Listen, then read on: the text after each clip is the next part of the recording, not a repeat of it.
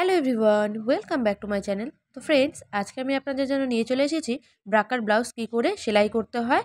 তো এর cutting video কিন্তু আমি এর ভিডিওতে অলরেডি দেখিয়ে দিয়েছি। ডেসক্রিপশনে আমি লিঙ্কটা দিয়ে রাখবো, আপনারা কিন্তু সেখান থেকে দেখে নেবেন। যে কোনো সাইজের ব্রাকার ব্লাউজ কিন্তু আপনারা একদম সহজেই বানিয়ে ফেলতে পারেন। তো চলুন দেরি না করে শুরু করা যাক আজকের ভিডিও। তো ব্লাউজের একদম নিচে দিকে কিন্তু এরকম একটা বেল্টের পার্ট বেরোবে, সেটাকে কিন্তু আমি লাইনিং কাপড়ের সঙ্গে মেন কাপড়কে কেটে নিয়েছি, সেটা কিন্তু আমি দেখিয়ে দিয়েছি, আপনারা কিন্তু দেখে নেবেন। তো এটাকে কিন্তু এখন চারিপাশ থেকে সেলাই করে নিতে হবে, কারণ এটা সেলাই না করলে কিন্তু আপনি যখন পরের দিকে সেলাই করবেন তখন কিন্তু এদিক ওদিক চলে যাবে, অসুবিধা হয়ে যাবে।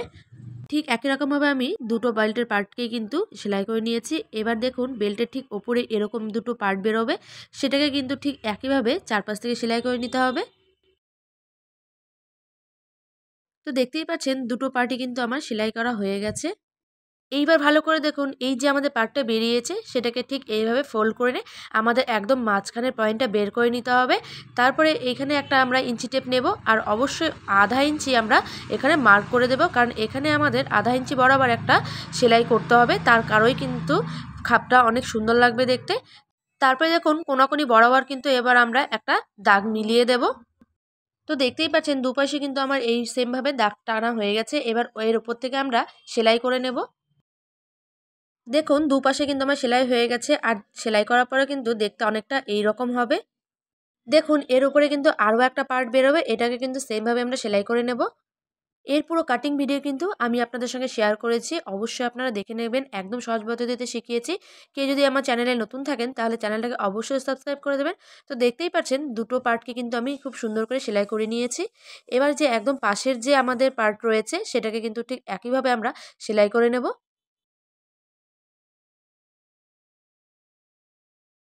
তো দেখতেই পাচ্ছেন দুটো কিন্তু আমার পার্ট একদম কমপ্লিট হয়ে গেছে সেলাই করে। তো দেখুন আমার কিন্তু এক পাশে সমস্ত পার্ট কিন্তু একদম কমপ্লিট হয়ে গেছে সেলাই করে। সেমভাবে কিন্তু আপনি অপর পাশেও যে পার্টগুলো বেরিয়েছে সেগুলো একইভাবে সেলাই করে দেবেন, তাহলেই হয়ে যাবে। এবার আমরা প্রত্যেকটা পার্টকে একটার সঙ্গে একটা জুড়ে দেব। তো আমরা সবার নিচ থেকে শুরু করব। একদম যে বেল্টের পার্টটা ছিল তার উপরের সঙ্গে যে পার্টটা রয়েছে তার সঙ্গে অ্যাটাচ করে দেব। তো দেখুন একদম নিচ থেকে কিন্তু আমি অ্যাটাচ করেছি, তারপরে ওপরে যে পার্টটা রয়েছে সেটাও কিন্তু অ্যাটাচ করে নেব। তো অ্যাটাচ করার পরে দেখুন দেখতে অনেকটা এরকম হচ্ছে, কতটা সুন্দর হয়েছে খাপটা এক ভালো করে দেখুন।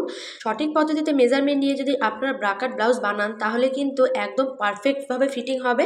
তো এই ভিডিওটা কিন্তু অবশ্যই আপনাদের কাজে আসবে। তো তো সেই জন্য পুরো ভিডিওটা অবশ্যই দেখবেন।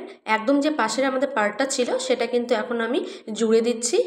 তো দেখুন আমাদের কিন্তু ব্লাউজের একপাশে যে পার্টগুলো রয়েছে সবগুলো আমার অ্যাটাচ করা হয়ে গেছে। আর কত সুন্দর করে এর ফিটিংসটা হয়েছে, সেলাইগুলো হয়েছে, আপনারা ভালো করে লক্ষ্য করলে অবশ্যই বুঝে যাবেন। ঠিক একই রকমভাবে যে অপর পাশে আমাদের পার্টগুলো ছিল সেগুলো কিন্তু আমার সেলাই করে একদম রেডি করা হয়ে গেছে। আর দুটো পার্টই কিন্তু খুব সুন্দর হয়েছে আমার। তো চারিদিকে সেলাই হয়ে যাওয়ার পরে এখন আমরা গলা পট্টি লাগাবো। তো তার জন্য কিন্তু আমি 1.5 ইঞ্চি সাইজের একটা পট্টি কেটে নিয়েছি, আর এই পট্টিটা অবশ্যই তেরছাভাবে কাটবেন, কারণ গলার পট্টি লাগানোর সময় কিন্তু এই তেরছা পট্টি কাজে আসে। তো এই পট্টিটাকে আমি ফোল্ড করে নিয়ে আমি ব্লাউজটাকে সোজা দিকে রেখেছি, তার উপরে এবার সাইড বরাবর একটা সেলাই করে নেব। এবার উল্টে নিয়ে একটা চাপ সেলাই দিয়ে দেবো। এই চাপ সেলাইটা দিলে আপনার যে ব্লাউজটা খুব সুন্দর সেটিংস হয়ে যাবে। এবার দেখুন পট্টি লাগানো হয়ে গেলে একদম ফোল্ড করে নিয়ে তার উপর থেকে এবার সেলাই করে দিতে হবে। এই সেলাইটা করলে কিন্তু গলার কাছে যে আমাদের ফিটিংসটা সুন্দর লাগবে দেখতে। তো দেখতেই পাচ্ছেন আমার কিন্তু গলার কাছে পট্টি লাগানো হয়ে গেছে, আর কত সুন্দর করে এর ফিটিংসটা হচ্ছে একবার দেখুন। তো দুপাশে কিন্তু আমি সেমভাবেই এই পট্টিটা লাগিয়ে নিয়েছি, আর দেখতেও কিন্তু অসাধারণ লাগছে। গলার কাছে পট্টি লাগানোর পরে এবার আমরা লাগিয়ে নেব হুক আর হুকের ঘরের জন্য পট্টি। তো তার জন্য কিন্তু আমি 3 ইঞ্চি সাইজের পট্টি কেটে নিয়েছি। এরপরে ব্লাউজটাকে সোজা দিকে রাখবো, তার উপরে কিন্তু পট্টিটা বসিয়ে দেব। তা একদম কিনার থেকে কিন্তু এবার আমরা সেলাই চালিয়ে দেব।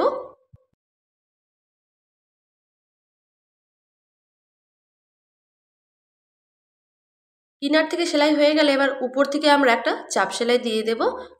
এইবার দেখুন পট্টিটাকে এবার আমরা ফোল্ড করে নেব, মোটামুটি দুভাঁজ করে নিয়ে তার উপর থেকে এবার আমরা সেলাই করে দেব, কারণ এখানে আমাদের হুক বসবে, তাই জন্য এখানে কিন্তু একটু মোটা হওয়া দরকার।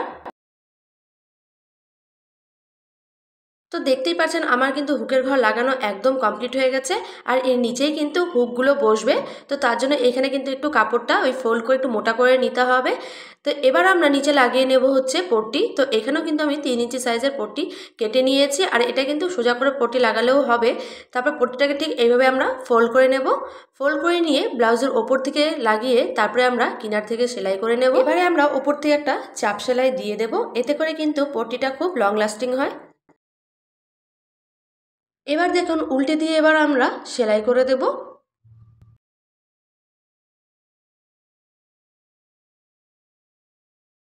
তো দেখতেই পাচ্ছেন আমার কিন্তু এক পাশ পুরোপুরি কমপ্লিট হয়ে গেছে। গলায় পট্টি লাগানো, নিচে তারপর হুকের ঘরে সব জায়গায় পট্টি লাগিয়ে একদম প্রপারলি কমপ্লিট করা হয়ে গিয়েছে। এবার আমি আরেকটা পার্ট নেব যেখানে হুকটা লাগানো থাকে, মানে যেখানে আমরা গুজে রাখি। তো তার জন্য কিন্তু আমি পট্টি কেটে নিয়েছি 3 ইঞ্চি সাইজে। এইবার দেখুন ব্লাউজটাকে কিন্তু সোজা দিকে রেখে তারপরে কিন্তু আমরা পট্টিটা বসাবো। তো তার জন্য পট্টিটা কিন্তু আমাদের সোজা দিকটা নিচের দিকে রাখতে হবে। তারপরে একদম কোণা থেকে কিন্তু আমাদের এবার সেলাই করে নিতে হবে। এরপরে উল্টে নিয়ে উপর থেকে একটা চাপ সেলাই দিয়ে দিতে হবে। এইবার দেখুন চাপ সেলাই হয়ে গেলে উল্টে দিয়ে তারপরে কিন্তু আমরা এবার সেলাই করব। তো এখানে কিন্তু আমরা ফোল্ড করব না, কারণ এখানে কিন্তু আমরা হুকের ঘর বসবে, মানে হুকটা যেখানে আমরা গুজে রাখি আর কি। এখানে দেখুন কি করে উল্টাতে হয়। তো অল্প করে কিন্তু প্রথমে উল্টে নেবেন, তারপরে একদম কিনারে যে আমরা সেলাইটা দিয়েছিলাম তার উপরে এভাবে সেলাই করতে হবে। তো একটুখানি জায়গা আপনাদেরকে এক্সট্রা করে বেশি বের করে রাখতে হবে, কারণ এখানেই কিন্তু আমাদের হুকের ঘরটা বসবে। তার জন্য কিন্তু এখানে কাপড়টা একটুখানি বেশি বের করা থাকে। আপনারা যদি কোনো ব্লাউজ লক্ষ্য করেন তাহলে কিন্তু দেখবেন। তো দেখতেই পাচ্ছেন আমার কিন্তু এদিকে হুকের ঘরের জন্য পট্টি লাগানো হয়ে গেছে। আর কতটা সুন্দর হয়েছে দেখুন। আর নিচে যে পট্টিটা আছে সেটা কিন্তু আমি আগেই দেখিয়ে দিয়েছি, সেটা লক্ষ্য করে কিন্তু লাগিয়ে দেবেন। তো এখানে কিন্তু আমার লাগানো হয়ে গিয়েছে। তো আজকে কিন্তু আমি আপনাদের স্টিচিং ভিডিও পুরোপুরি ভালো করে কিন্তু শিখিয়ে দিয়েছি। আর কোথাও যদি অসুবিধা থাকে তাহলে অবশ্যই কিন্তু কমেন্টের মাধ্যমে জানাবেন। আর আজকের ভিডিওটা আপনাদের কেমন লেগেছে অবশ্যই কিন্তু কমেন্টের মাধ্যমে জানাবেন। আর নতুন থাকলে অবশ্যই সাবস্ক্রাইব করে দেবেন। ধন্যবাদ।